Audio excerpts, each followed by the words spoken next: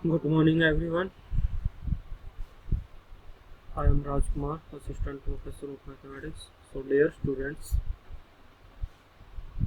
आज हम online teaching में वीडियो लेक्चर में chapter number first power series के बारे में बात करेंगे कि पावर सीरीज होती क्या है। Power series is an infinite series of the form summation m is equal to 0 to infinity cm x minus a raised to the power m is equal to c naught plus c1 x minus a and so on. Equation number 1, where c naught, c1, c2 and a are real constant and x is variable.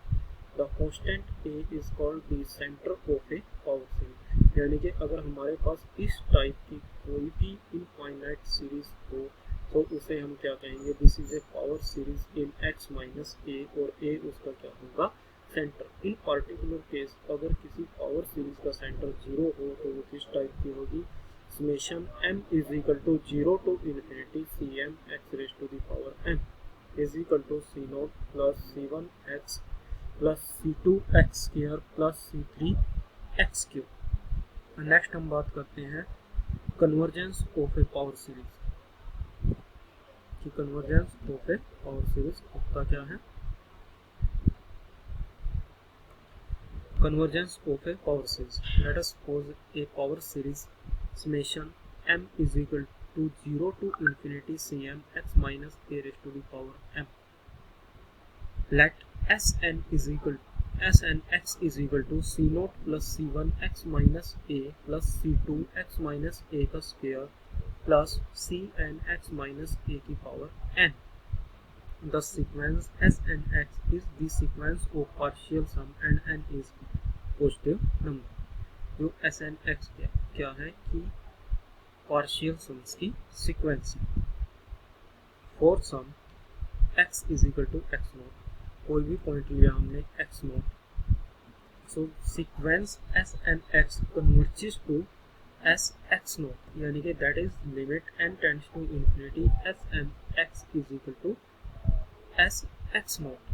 So in this case we say that the power series 1 is convergent at x is equal to x note.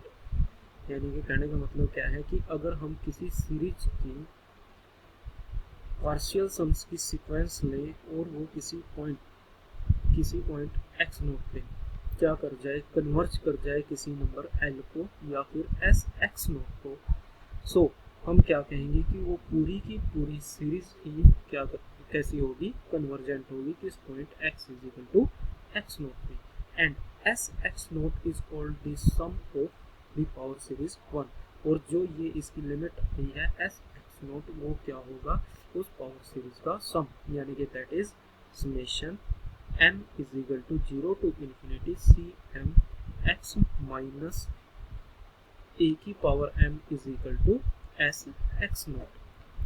The power series 1 is divergent at x is equal to x naught, कि वो किसी point x naught पे divergent कब होगी, if this sequence of partial sums s and x diverges at x is equal to x naught, अगर वो उस point पे क्या हो जाए, डाइवर्ज कर जाए, तो ऐसी सीरीज होगी डाइवर्जेंट। नेक्स्ट हम बात करते हैं radius of convergence for a power series 1, r is a non-negative real number such that mod x minus a less than r, then this series is converges, कि अगर mod x minus a less than आ जाए r से तो series कैसी होगी, convergent होगी, यानी कि कन्वर्ज करेगी।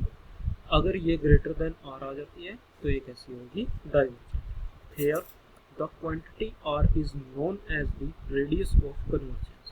The formula for radius of convergence in term of the coefficient of series is given by, वो क्या है हमारे पास, 1 upon r is equal to limit m tends to infinity mod cm plus 1 divided by cm, और limit m tends to infinity root m of mod cm, यानी कि radius of convergence find out करने के लिए हमारे पास यहाँ से दो फॉर्मूले हैं, फर्स्ट ये है और सेकंड ये है। फॉर एग्जांपल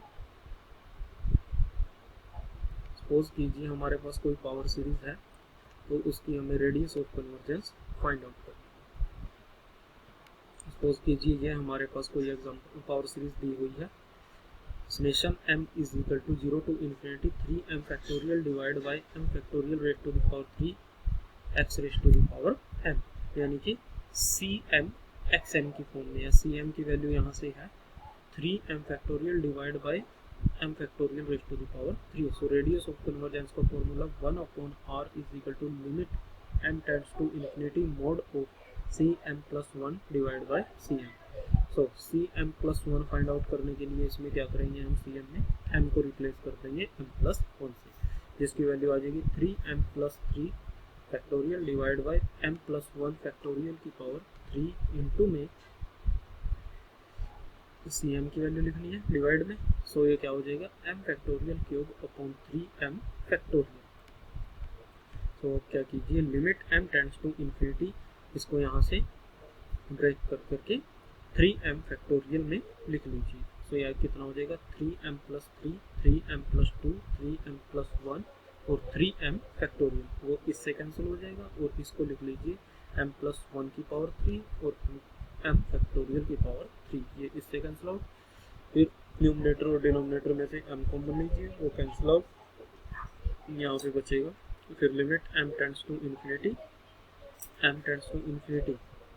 अप्लाई करेंगे, यहाँ से बचेगा 3 into 3 into 3, this is equal to 27, यहाँ पे होगा 1 divide by 1, this value is equal to 27। So radius of convergence क्या आ जाएगी, r इज इक्वल टू 1/27।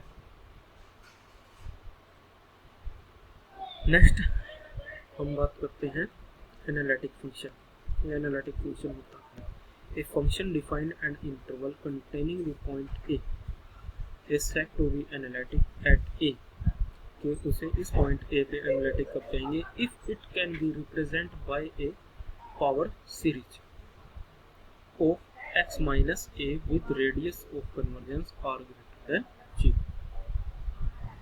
तो कोई भी फंक्शन हमारे पास इस इंटरवल में डिफाइन है जो कंटेन पॉइंट करता है a पर, सो वो एनालिटिक कब होगा, if it can be represented by a power series of x minus a with radius of convergence or greater than 0। or second definition, a function fx is said to be analytic at a point x naught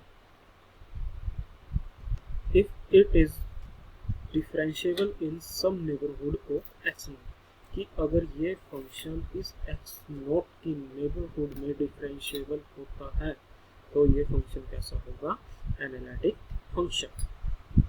next हम बात करते हैं shifting of summation index.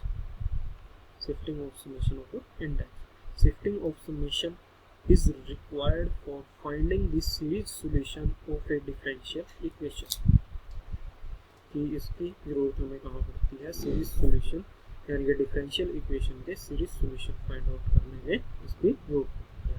So summation का index हम कैसे change कर सकते हैं, लेट अस सपोज हम मान लेते हैं कोई हमारे पास पावर सीरीज दी हुई है s is equal to summation m is equal to 3 to infinity m factorial divide by m plus 4 factorial x की power m minus 2, equation number 1 ले लेते हैं इसे।